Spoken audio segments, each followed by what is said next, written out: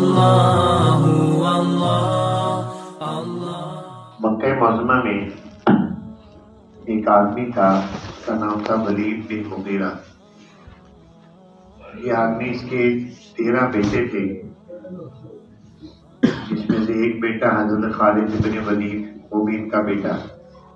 یہ مسلمان ہوئے، 3 بیٹے مسلمان ہوئے، دوسرا ولید بن ولید، تیسرا سعد بن ولید۔ یہ 3 لڑکے اس کے مسلمان ہوئے، ٹوٹل 13 بیٹے تھے، اور درجنوں کے لحاظ سے ان کے غلام، نوکر، چاکر تھے، دکانوں کے مالک تھے۔ مالی حیثیت بھی مضبوط تھی، خاندانی لحاظ سے بھی اپنے خاندان کا بڑا قبیلے کا سردار تھا۔ حضرت صلی اللہ علیہ وسلم نے ایک دفعہ چاہا کہ میں اس کو بھی دعوت دوں، کیا پتا اگر یہ مسلمان ہو جائے تو اس کے 13 بیٹے بھی مسلمان ہو جائیں گے اور باقی لوگوں پر بھی کافی اثر پڑے گا۔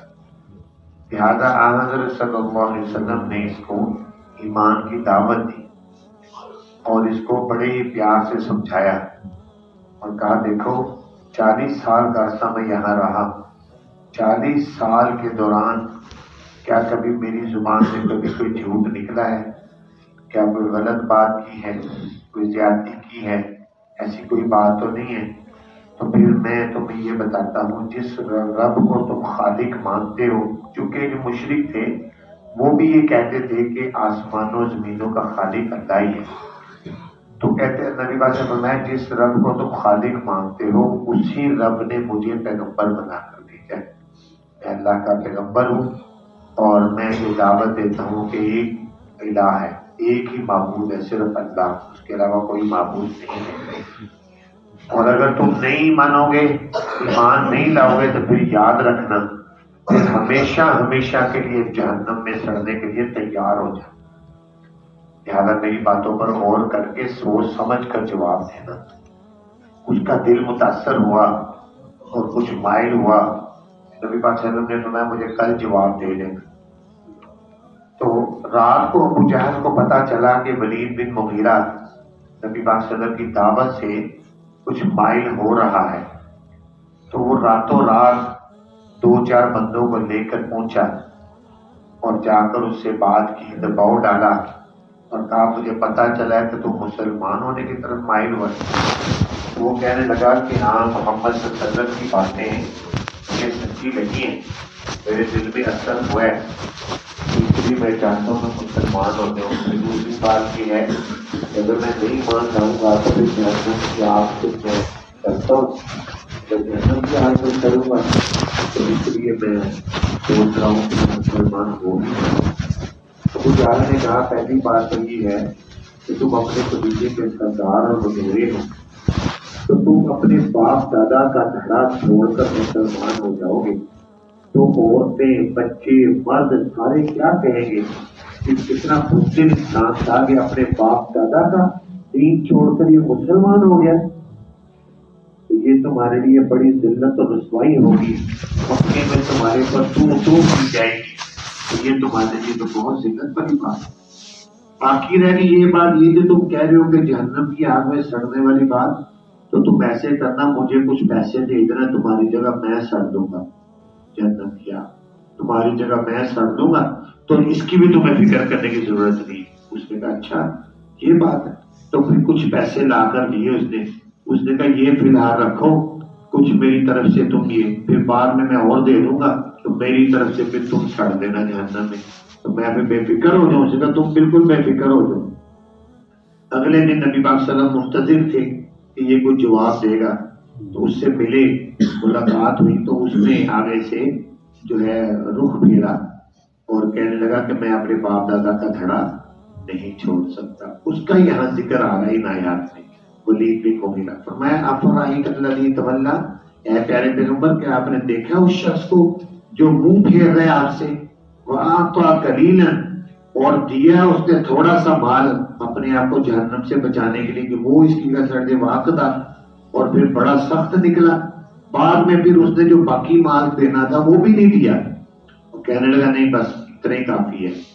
تو فرمایا عندہ علم الغیب فہو یرا، کیا اس ولید بن مغیرہ کے پاس علم غیب ہے؟ وہ دیکھ رہا ہے کہ اس کا عذاب ابو جہل اپنے سر لے رہا ہے اور یہ بچ جائے گا، اس کے پاس کوئی علم غیب ہے جس سے اس کو پتا چل رہا ہے؟ ام لم ینبأ بما فی صحف موسیٰ، کیا نہیں اس کو خبر ہوئی ان باتوں کی جو موسیٰ علیہ السلام کے صحیفوں میں ہے اور ابراہیم علیہ السلام کے صحیفوں میں؟ وہ ابراہیم جنہوں نے وعدے کو پورا کیا تھا۔ دو پیغمبروں کا ذکر کیا کہ موسیٰ علیہ السلام اور ابراہیم علیہ السلام کے صحیفوں میں جو بات آئی تھی اس بات کا ولید بن مغیرہ کو نہیں پتا، کیونکہ یہ دو ہی پیغمبر تھے جن کو عرب لوگ مانتے تھے، کہ موسیٰ علیہ السلام اور حضرت ابراہیم علیہ السلام۔ تو ان کے صحیفوں میں وہ کیا بات تھی جو اللہ تعالیٰ کہہ رہے ہیں کہ ولید بن مغیرہ کو یہ بات نہیں پتا چلی؟ وہ یہ بات تھی اللہ تزر وازرۃ وزر اخری، یہ کہ نہیں اٹھائے گا کوئی اٹھانے والا بوجھ دوسرے کا، جس کے جو گناہ ہوں گے اس کے گناہوں کا بوجھ اسی پر لادا جائے گا۔ باپ کے گناہوں کا بوجھ بیٹا نہیں اٹھائے گا، بیٹوں کے گناہوں کا بوجھ باپ نہیں اٹھائے گا، جس نے گناہ کیے ہیں اسی نے وہ بوجھ اٹھانا ہے۔ لہذا یہودی بھی اور عیسائیوں کی بھی اس میں تردید ہوئی، کیونکہ عیسائی یہ کہتے ہیں کہ ہم جتنے مرضی گناہ کریں ہمیں کوئی سزا نہیں ہوگی، کیونکہ ہماری جگہ موسیٰ عیسیٰ علیہ السلام نے اپنے آپ کو سولی چڑھا کر ہم سب کے گناہوں کا کفارہ کر دیا۔ اور اسی طرح یہودی بھی یہ کہتے ہیں نحن ابناء اللہ واحبہ، قرآن میں آتا ہے کہ ہم تو اللہ کی اولاد ہیں، ہمیں تو عذاب ہونا ہی کوئی نہیں۔ تو اس بات کی تردید اللہ تعالیٰ نے کی۔ یاد رکھو چاہے وہ مشرک ہوں، عیسائی ہوں، یہودی ہوں یا مسلمان ہوں، کوئی بھی ہو، یہ سن لے کہ جس کے جو گناہ ہوں گے، جو بوجھ گناہوں کا ہوگا وہ اسی پر پڑے گا، کوئی اس کا بوجھ نہیں اٹھائے گا۔ اور فرمایا وَأَلَّيْسَ لِلْإِنسَانِ إِلَّا مَا سَعَىٰ، اور یہ بات بھی یاد رکھو کہ نہیں انسان کے لیے مگر وہی جو اس نے کوشش کی، جو اس نے کوشش کی اسی کا اس کو اجر و ثواب ملے گا۔ اب اس آیت کی روشنی میں ایک پاکستان کے اندر ایک فرقہ ہے جس نے اپنا نام جماعت المسلمین رکھا ہوا ہے۔ اس آیت سے وہ غلط استدلال کرتے ہوئے کہتے ہیں کہ قرآن پاک میں آتا ہے کہ انسان کو وہی ملے گا جو اس نے کوشش کی، لہذا کسی کی دعا کا بھی کسی کو کوئی فائدہ نہیں ہوگا۔ کوئی اصالِ ثواب کرے گا پڑھ کر کسی کو اصالِ ثواب اس کا بھی کوئی فائدہ ہی نہیں ہے، یہ سب فضول ہے۔ تو یہ انہوں نے غلط استدلال کیا، غلط بات کی ہے، کیونکہ انسان کی کوشش کا اس کو وہی ملے گا جو اس نے کوشش کی ہے۔ اس کا مطلب یہ نہیں ہے کہ کوئی بھی اس کے لیے دعا کرے، اصالِ ثواب کرے، وہ بھی نہیں پہنچے گا۔ ایک آدمی ہے، اس نے اپنے اولاد کو پڑھایا، کوشش کی، اس کے خرچے برداشت کیے، اس کی ضرورتوں کی محنت کی، سارا کچھ کیا، اب یہ اسی کی کوشش ہے۔ اگر اس کی اولاد پڑھ لکھ کر اس کے لیے اصالِ ثواب کرے گی تو یہ اس کو جزا اس کی ملے گی۔ اسی طرح اللہ تعالیٰ نے قرآن پاک میں حضرت ابراہیم علیہ السلام کی دعا کا ذکر کیا ہے۔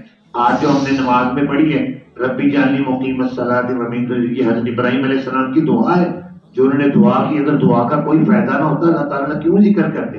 نوح علیہ السلام کی دعا کا ذکر سورہ نوح میں آتا ہے، رب اغفر لی ولوالدی ولمن دخل بیتی مؤمنا وللمؤمنات۔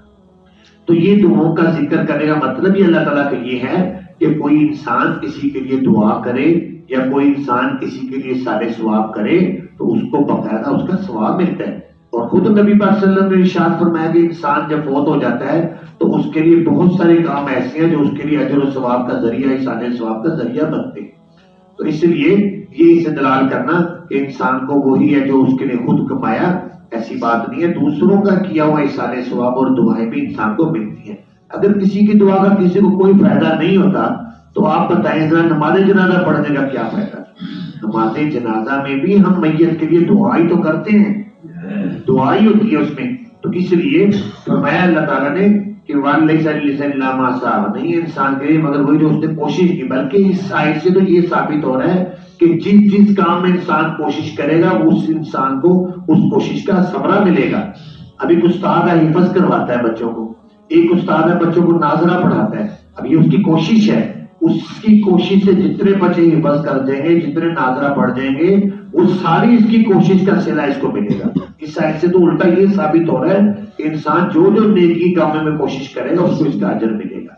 وَأَنَّ سَعْيَهُ سَوْفَ يُرَىٰ، اور بے شک اس کی کوشش ان قریب اس کو دکھائی جائے گی۔ ثُمَّ يُجْزَاهُ الْجَزَاءَ الْأَوْفَىٰ، پھر بدلہ دے گا اس کو اللہ تعالیٰ بدلہ پورا پورا۔